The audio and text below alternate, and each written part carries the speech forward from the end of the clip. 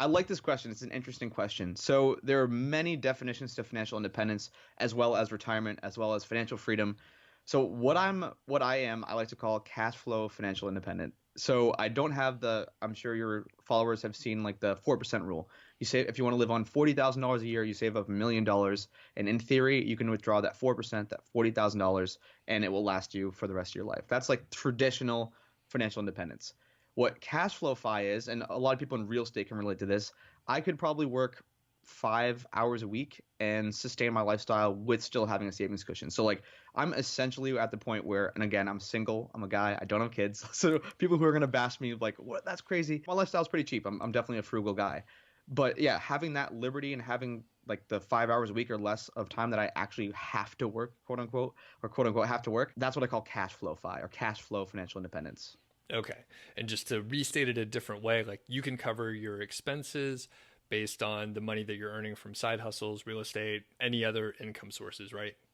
Yes, but the caveat is that those income sources are like I could do them for 5 hours. Like if I was doing that and making spending 80 hours a week, I wouldn't call myself financially independent by any means.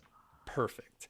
And I think it's key to point out again, like with the press and a lot of the media, it is a much sexier headline to say like 24-year-old Cody retired and blah blah blah. But Yeah. but it's a little more nuanced than that. And I think it's important to point out because go-getters, right? You want to stay busy, you want to work on projects, you want to learn new things, be challenged each day. So it totally makes sense. It's not that we were lazy, it's just that we want to work on the stuff that we want to work on. So cool. Absolutely. All right. Well, let's shift into some of those side hustles. Like what are some of your revenue streams out there? Yeah, so I'll try to go in sequential order. So the first one was the disc golf company, and then like you, I kind of started my first foray into being an online influencer in any way, shape, or form was my blog. That was April 2018. Shortly after came my podcast, The Fi Show.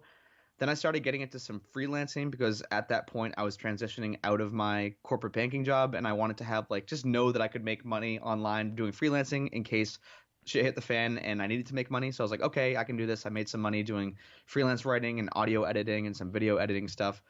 Then this is a huge turning point actually. After this, so it was January 31st of 2019 when I quit that corporate banking job.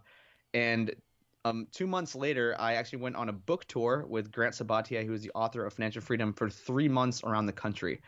And so that was just an absolutely revolutionary moment in my career as an entrepreneur, in my career as a person. I met so many amazing people. Grant has showed me so many amazing opportunities, super awesome guy. And then after that, I started those side hustle courses we've been talking about with my good friend, and she's also a podcaster in the financial independence space, Julie from Fire Drill Podcast. And I think that's it. Okay. How did you land that book tour gig? What did you do? Yeah, so one of my what I like to call superpowers is networking. And so like I am not someone who takes no for an answer. I like if I get shut off at the first door, I'll go around to the side door. If I don't get in the side door, I'll go around the back door. And I just like making things happen. So this guy Grant, I knew him from online, from Millennial Money. That was his website, and he was a guy. He retired at 30 with $1.25 million in the bank, and he was like this big online presence in the make money, save money space. And I'm like, all right. I saw him at FinCon. This is a personal finance creators event for people who don't know what that is. And I went up and talked to him. We had an awesome conversation. Honestly, talked for like an hour and a half. It was one of the last nights. Sent him a follow-up email the next day. Crickets. He didn't answer. Nothing. I waited like maybe 5 or 6 days later, hit him up again. And the content of these emails was like, hey man, Cody here. We had an awesome conversation. Like, I'd love to just work with you in any capacity. Like, I'll do anything for free. I just want to learn how you operate. I want to learn how to be a successful entrepreneur. Like, just let me know.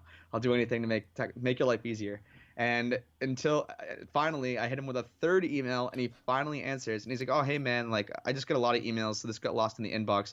He's like, I'd love to get some help on my book tour. And I was like, oh sure. Like, I had no idea what that meant, but I was like, yeah, like I'll help you out with your book tour. Let me know. Like, I don't have any experience with publishing or anything, but I can email people. I can make some media for you, like whatever you need me to do. And so I was working with him probably for a month, just like mostly outreach and planning events and stuff. And then he's like, hey, like, you want to come on the book tour with me? And I was like, Yep. And so yeah, and so this is while I'm planning this, I'm still in my corporate job. So I'm like sending emails honestly like while I'm at work for on Grant's behalf. And yeah, then March 1st of 2019, we kicked off the book tour for 3 months, 14,000 miles, over 80 events, and it was crazy, man. Holy cow. And you were like his right-hand person and took care of whatever he needed on tour? Yep, took care of like scheduling, logistics, email, planning, that type of stuff. Okay. Interesting. And I know from the research that I did to like prepare for this interview, like you've made the rounds and I have a hunch that you made a lot of contacts on that book tour. You met a lot of people. You went to FinCon at least once. So I guess some of those in-persons and warm introductions must have played a role. Can you expand on that a little bit? Yeah, I mean, for me anyway, and I'm sure a lot of other people operate like this, even if they don't explicitly say this, like meeting someone and shaking their hand and knowing like this is a cool guy or this is a cool girl that I'd want to just hang out with is like the first step in having a successful business relationship. Like if you're someone who's super uptight, even if you have the best company ever, you have the best product ever, like you're not someone I want to work with. And I think a lot of people really do operate like that. Like if you're someone that someone wants to sit down and have a beer with on a Friday night, like you're probably someone that that person will want to work in a business sense too. And I think a lot of people operate when they're networking like a robot. They're like, hello, I'm Cody Berman. This is my company's. And like, if you don't talk to people like they're a real person, then you're not going to get very far at all. So like, that's one of the things I do is like try to come to someone, even if they're like a quote unquote celebrity at like at an event like a FinCon or whatever your niche might be in, or you meet like say Pat Flynn, for example, just treat him like a normal guy and, you know, give him a handshake and maybe he'll be interested in learning about you. Maybe not. You get a lot of no's in networking, which kind of sucks sometimes. But being able to handle those no's and, you know, jump up and get ready for the next opportunity is super, super important. So I cannot stress networking enough for people who just, and there are a lot of people who are introverted, and there are ways to do it if you are introverted. I mean, you could even do it with like a nice warm email, like not just like some, you know, some boilerplate plug and play the company name and the person. But yeah, there's just a lot of ways to do networking right, and I don't see people taking advantage of those opportunities enough. Cool. And would you call yourself extroverted or introverted? I'm definitely extroverted, Okay. which is an added benefit. But I know people who are introverted who are also very successful networkers. And well, I was going to say I'm pretty introverted. I won't claim that I'm a successful networker, but you and I are talking now. So I sort of Exactly. wiggled my way around. But